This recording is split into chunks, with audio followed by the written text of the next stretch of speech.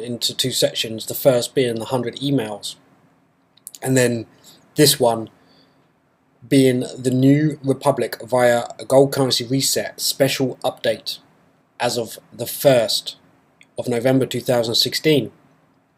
And again, this is compiled by Judy Byington of 22faces.com.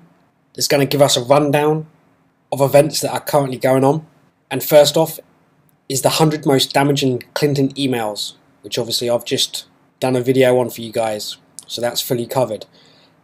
Second is November the 1st, 2016 at 8:39 AM. Kent Dunn report. Military confirms no elections in 2016. 1. Regarding the private emails of Hillary Clinton and Huma Abedin found on the computer of Huma's paedophile husband, Anthony Weiner. Out of the 650,000 emails on Anthony Weiner's computer, 11,112 emails are specifically related to Huma. 2. The files in the folder named, quote, life insurance, end quote, contained emails that revealed evidence that Hillary Clinton and Huma Abedin are running a paedophile sex ring. 3. Kent Dunn says there is information regarding the true founders of ISIS terrorism group. ISIS was created by the CIA in collaboration with the Israeli Mossad. The inventors of ISIS are Joe Lieberman, John McCain, and Lindsey Graham. 4. There are 3 files that are in the folder labelled, quote, life insurance, one of which is called DNC, Nuclear Arsenal. 5. The second file is labelled Intimate XXX, which contains naked pictures of Huma Abedin, Hillary Clinton, and a teenage girl having sex. 6. Third file was not mentioned. 7. The FBI set up a sting against the Department of Justice. The sting set up Bill Clinton and Attorney General Loretta Lynch in Phoenix, Arizona, which they had a secret meeting on the tarmac of Mrs. Lynch's airplane. FBI workers leaked information to Bill Clinton that Loretta Lynch was going to be at an airport in Phoenix. This is how Bill Clinton knew that A.G. Lynch was going to be at the airport at the specific time and date. 8. Speculation now is that the FBI and Department of Justice are now in an internal war about the leaks of the new emails found on Huma's and Anthony Weiner's computer. 9. Many people are now connected with the latest email scandals, as the Obama administration personnel were using private email servers outside of the sanctioned government servers. They are passing classified information through private emails. 10. This included senators, representatives, and lobbyists, including John Podesta and Huma. 11. The emails revealed that they were communicating with media broadcast companies NBC, ABC, CBS for the purpose of denying the American people from using the Freedom Information Act to request the private emails from Hillary and Huma's computer. The whole thing is set up under a code named SOCIGA 3301. 12. Kent Dunn. Sir, what is going to happen with the election? Military Colonel, quote, when we're done, what election? End quote. 13. The New York Police Department is aware of the emails and are, quote, absolutely livid, end quote. NYPD are watching over the FBI and have threatened the FBI. If they don't do something about these crimes, they will take the responsibility of informing the public. 14. A revolt is brewing. October the 31st. Jim Stone reveals why the FBI opened the Hillary email case. Hint, it's not what you've been told. Why the FBI reopened Hillary's emails. 1. Hillary was so sure she'd never be called to account with her emails that she was careless enough to have them end up on Huma's husband's, Anthony Weiner's, personal laptop in a file he titled, quote, life insurance, end quote. 2. The entire Washington, D.C. establishment is wrapped up in child sex and other similar crimes, and Weiner ended up getting his laptop seized by the New York Police Department in a kiddie porn child sex investigation. 3. When the NYPD went through the laptop, they found Hillary's emails in full, unaudited, pristine form. 4. The emails proved crimes of the highest order, at least 15 felonies found so far, with the majority of them related to treason and selling out the country. 5. The New York Police Department opened a case on Hillary. Then the FBI said, quote, "No, we'll take that," end quote. That is the only reason why these investigations got reopened, because if the NYPD handled it, huge portions of the FBI would have been sent to prison. 6. Now the FBI is under pressure to actually do its job, because they know the New York Police Department knows. No matter what the outcome, the FBI gains zero credibility from this point.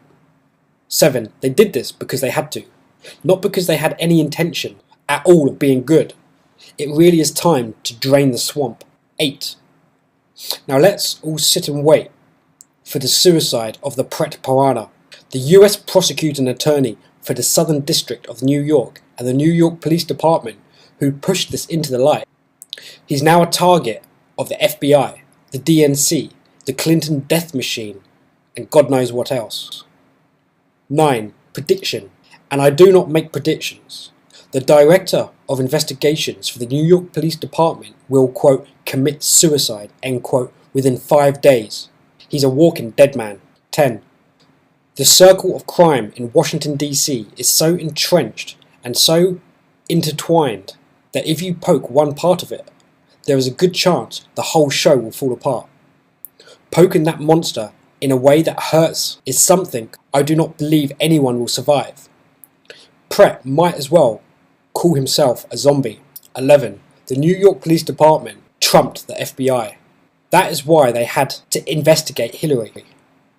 12. Here's a nice treat. Google knows. When you type the term pathological lion into Google, Hillary pops up as an example. 13. Update. The Washington Times picked up on this. And that's the latest update from IntelDinarChronicles.com. And I just want to flick over to this link, which was OpenSecrets.org, Center for Responsive Politics. And here it gives you a list of individual donors that gave more than $200 in contributions from 2015 to 2016. Top of that list is George Soros with $6 million. But below that is James Simmons, who actually gave $7 million, but in 2 donations, $3.5 million a pop. You then have another donation by George Soros of $2.5 million. And obviously everybody on this list will be pro New World Order and Hillary. And there's also Alexander Soros on here, donating $1 million. There's a lot of money coming in from the Pritzker family. Again, another George Soros. And then at the bottom of the first page, there's also a donation from DreamWorks Animation. And that comes from Steven Spielberg, the famous director that is a household name.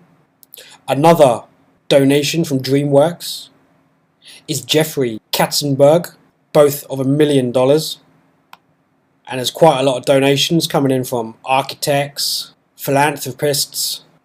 There's even a donation of $500,000 coming in from the Children's Defense Fund, which is ironic enough considering that these Clintons are at the centre of a child sex ring, traffic ring, murder ring, yet it's getting support from the Children's Defense Fund. Again, a huge amount more coming from the Pritzker family, 450,000 donations, probably about 10 of those. And as we all know, the way that you get planning permissions and things to go through for agendas that you want, you donate to these parties. And if that member gets into power, it's like rubbing on a genie bottle. Your wish will be granted. And there's even a small donation here from JP Morgan Alternative Asset Management of only $30,000. Attorneys, Charles Binder, $25,000. And on it goes. Anyway, guys, I'll leave it there. And I'll just come over to this article as well, guys, which is dated the 31st of October. Trump, US military, General Dunford. What's this really about? And this is from Operation Disclosure. And the subject of this is Chairman of JCS retires suddenly. As Trump has mentioned so many times, our military is a mess. Obama has fired more high-ranking officers than any other president. Most seem to be tied to some event that Obama wanted to cover up, or that the person just wasn't going to be his yes man. It's too bad he felt he had to resign before he got to his 40 years in. So close. What is the real reason he did this? The following is the quote retirement quote speech delivered last week by the chairman of the Joint Chiefs of Staff, General Joseph F. Dunford, Jr., United States Marine Corps. It is the very first resignation retirement in the history of the Joint Chiefs of Staff. Why is it I don't expect a single major media outlet to even mention this circumstance, no less to look into the reasons why such an event occurred? Good afternoon, ladies and gentlemen. In concern for the lives of current and future US military personnel, and to honour those who have gone before, I must speak to the nation today. I've called this press conference to announce that I'm resigning as the chairman of Joint Chiefs of Staff, and I'm retiring after 39 years on active duty, which included combat service in Iraq, leading the finest Marines in the world. I am resigning as chairman of the Joint of Staff and retiring from the Marine Corps for the following reasons. For the last 7 years during the Obama administration, I have watched and remained silent as hundreds of senior officers were forced to resign or were forcibly retired because of their disagreements with the current policies wrecking the military. I have watched and remained silent as people who have never served a day in uniform laid siege to the glorious traditions of the US military. I have watched and remained silent as male ROTC candidates paraded in red high heels, male soldiers conducted physical training wearing pregnancy simulators, combat units dealt with breastfeeding and lactation issues in the field, and sensitivity training became the standard operating procedure of the US military. I have watched and remained silent as transgenders were authorized to serve in the ranks, and 3 females graduated from the US Army Ranger School under what I believe as the most dubious of circumstances. My predecessors in the JCS choose to look the other way and, like Pontius Pilate, wash their hands of these egregious affairs. My predecessors in the JCS were more concerned about their careers than about the welfare of the nation and the troops they led every day. Now the final nail in the coffin of the US military has been hammered in. On April 1st, 2016, Secretary of Defense Ash Carter, with the full backing of the President of the United States, authorized the legal inclusion of women in the combat arms branches and special operations units of the United States Armed Forces. In good conscience, I can no longer remain silent. The stakes are too high for this nation and for the women in the US military who, I believe, will be greatly harmed by their inclusion in the combat arms and special operations. I can no longer watch the US military be annihilated, while many chosen to sit on the sidelines. I must step forth and report to the nation concerning the mortal danger the US military is in tonight because of the Commander-in-Chief, President Barack Obama, and his cabinet and advisors. The evidence against women in direct combat from the Center for Military Readiness and the Marine Corps $36 million 9-month study and the performance of women at the Marine Infantry Officers Basic Course is overwhelming, yet the President and the Secretary of Defense, the Secretary of the Navy and the Secretary of the Army refuse to acknowledge that the evidence even exists. It does exist, and it indicates that while women perform spectacularly in 80% of their jobs in the military, the combat arms and special operations should be closed to them permanently. Women are simply prone to more injuries than men, have less muscle mass, do not have the upper body strength, the same aerobic lung capacity and the aggressiveness to fulfill the military combat readiness requirements and missions. The so-called experts often say that women have already served in combat. In the last 2 conflicts in Iraq and Afghanistan, females did engage the enemy and many performed heroically and beyond the call of duty. But returning fire during a military police security operation is not the same as being in a combat arms unit that has the mission of finding, fixing and killing the enemy. That is like comparing Pop Warner football with the NFL. Reality says that women serving in the combat arms and special operations is not just a bad idea, but a horrific decision that puts the nation in mortal danger. The President of the Secretary of Defense are not dealing with reality, but with the feminist-based fantasy based on false premises of greater neutrality. They see the world the way they want it to be, not the way it is. These policies are based on the illusion that genders are neutral and that none of this will affect the military's readiness, esprit de corps, and ability to wage and win wars. There is no gender neutrality on a battlefield. It is the responsibility of Americans, military leaders, to protect the nation and to obey the lawful orders of those appointed above us. But our military leaders are not marionettes. There is no Führer Princip in America. An order is not just an order.